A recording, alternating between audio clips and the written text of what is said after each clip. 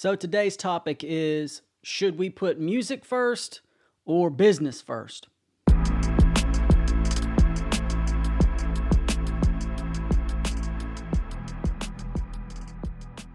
Hey, what's up everybody? It's Matt Steinfeld, and today the question is, do we as recording artists put music first or do we put business first?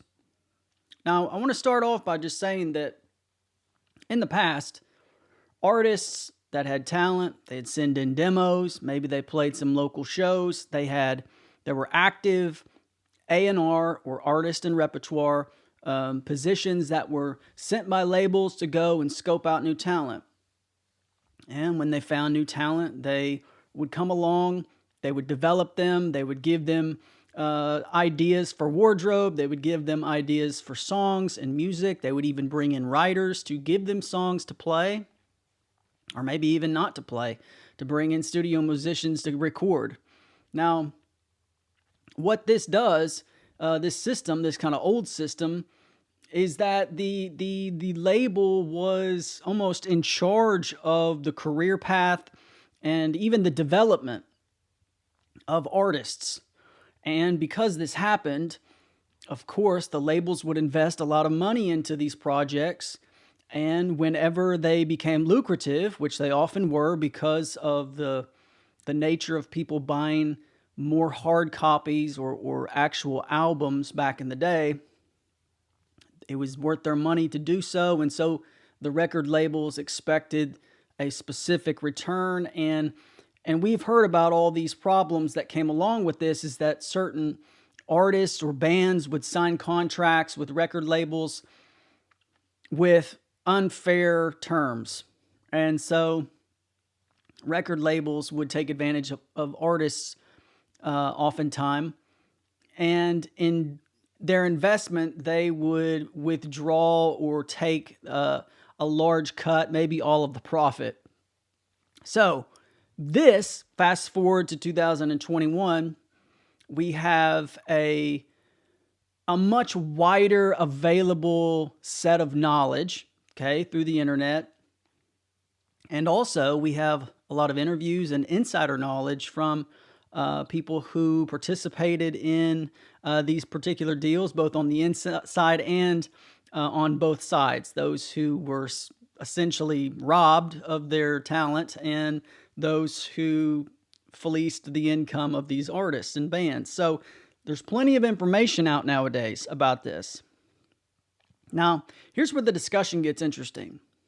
As we move into this discussion, and as people become more aware of the ins and outs of the music industry and how particular labels can take advantage of artists, what should we emphasize? Because nowadays, a label doesn't necessarily, they have A&Rs, artists and repertoire people in positions to scope out new talent, but this particular position isn't like the old days where they take a project or a band or an artist and they essentially groom them into being, this professional, this star. They don't do that these days because there's not enough money being made in terms of album sales, and the streaming world has diminished a lot of the returns. So what A&Rs do and what record labels do is that they typically find someone who already has a following, and they essentially just pour gas on a fire that's already been lit. Where in the old days, they kind of kindled the fire, put all the pieces together, and then sent them on their way.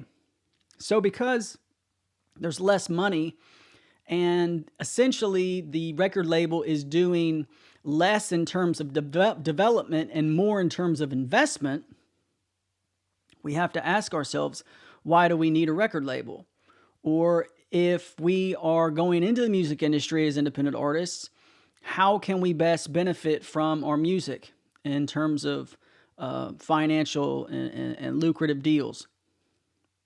Now, one of the mistakes that I think is being made, and it's even been a temptation for me, I guess, but I've primarily seen it at other people, especially through this YouTube channel. I've gotten to be in contact with a lot of people that I normally wouldn't speak to. And one of the big issues that I'm seeing is that because we've gone from kind of artistic ignorance to full-on knowledge about lawyers and royalties and publishing and all that, contracts, is that there is no middle ground anymore, but we've gone past the knowledge point to kind of paralysis and even a focus on the music business aspect. As important as it is, the overemphasis on music business. And let me tell you what I mean. In the old days, you focused on the music, you try to make connections, and you didn't really focus on the music business as much, which got people in trouble. They focused on the music. And then when it came down to, getting royalties and retiring and whatnot, their legacy, that's when they started to realize that they missed out or made big mistakes in their contracts. Now, if you're focusing on that so much as an independent artist, and that's assuming that you're wanting to get into a contract with a record label, or you're wanting to get some type of leg up or help, whether it's financial or artistic or with connections, networking, marketing. If you're wanting to get involved with the label, well, then we have an issue here, because if you're over focused on the music business, you start to lose perspective of your music. Now, let me give you an example. I was talking to someone recently. Now, let me give you a little background of what this person's doing. And this person is a talented musician, and they tend to have a problem with buying more gear instead of writing more songs. They have a tendency to focus on what gear they have or what type of guitar they have, as opposed to playing more shows or trying to get in front of an audience. Now, this particular person started an Instagram page recently, and they posted a video of them playing guitar, very skillfully. Not going to take that away from them. But then they messaged me because I acknowledged the video.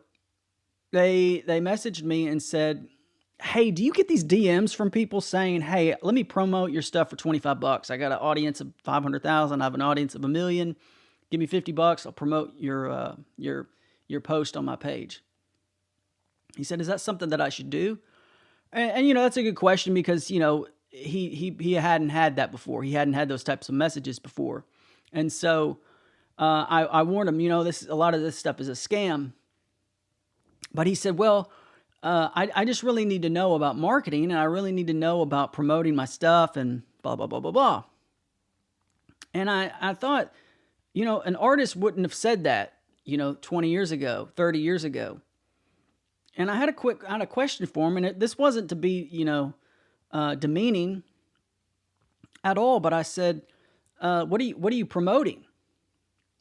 And, if someone goes to your page and they see one post and no followers, and you don't have an album out, you don't have any songs written, what are you promoting?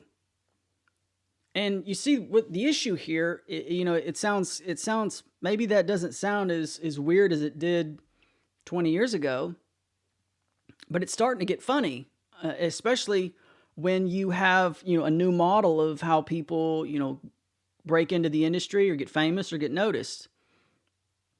There's a lot more emphasis on the business up front. And maybe it even neglects the music altogether. Maybe, someone that you may think is trash or doesn't have good music has, tons of followers, tons of fans, tons of people listening to their music. And it's easy to think, well, how did they get to that point if they don't have any good music? Or, it's all relative. It's all subjective. But a lot of it's marketing. A lot of it's business. A lot of it is promotion and advertisement.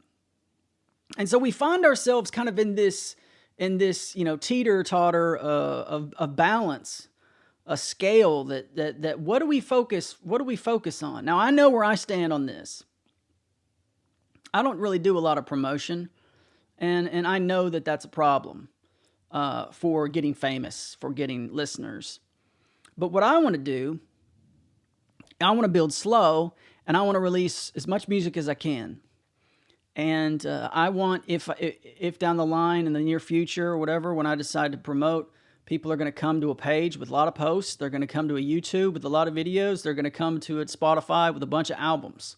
And I want that. I want them to fall into a back catalog and have a long tail for them to trip on. That's called, catalog. And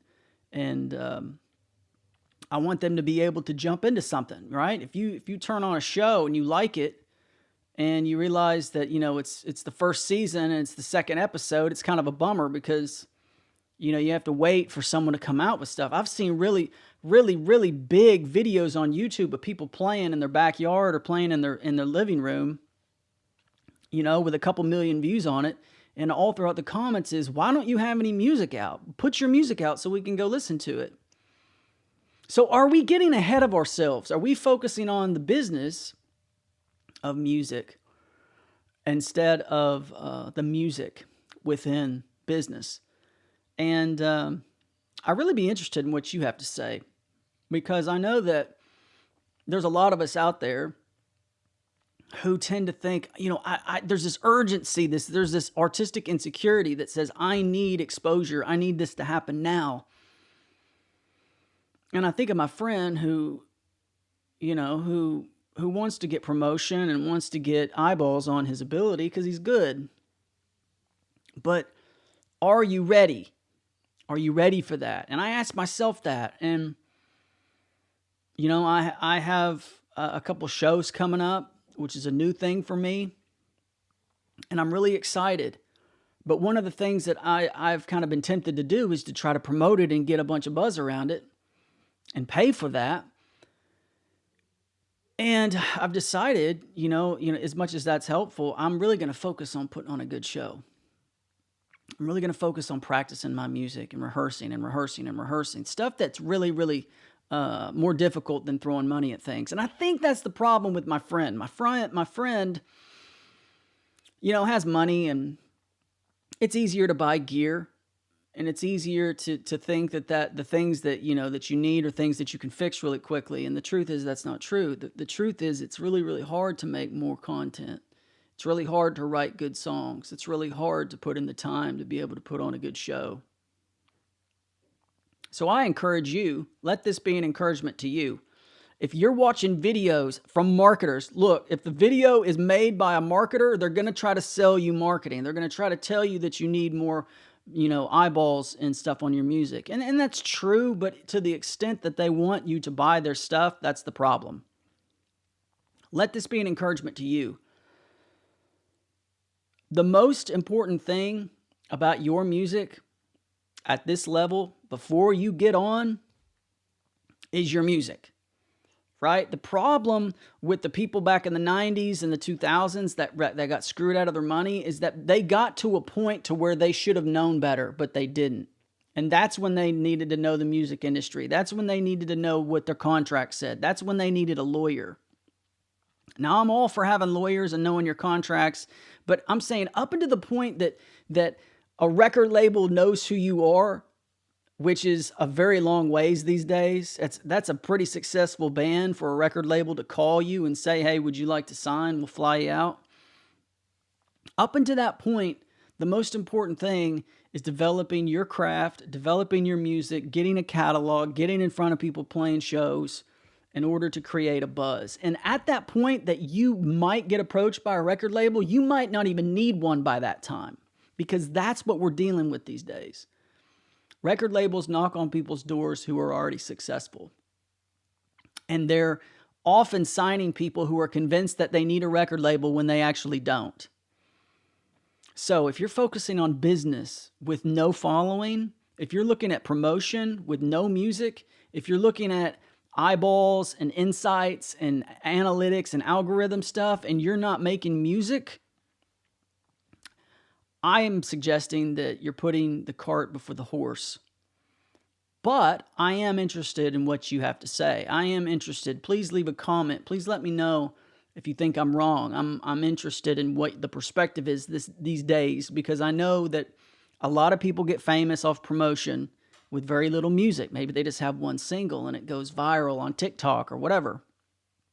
But anyways, I appreciate you watching. Please let me know what you think about in the comments, and we'll see you again next time.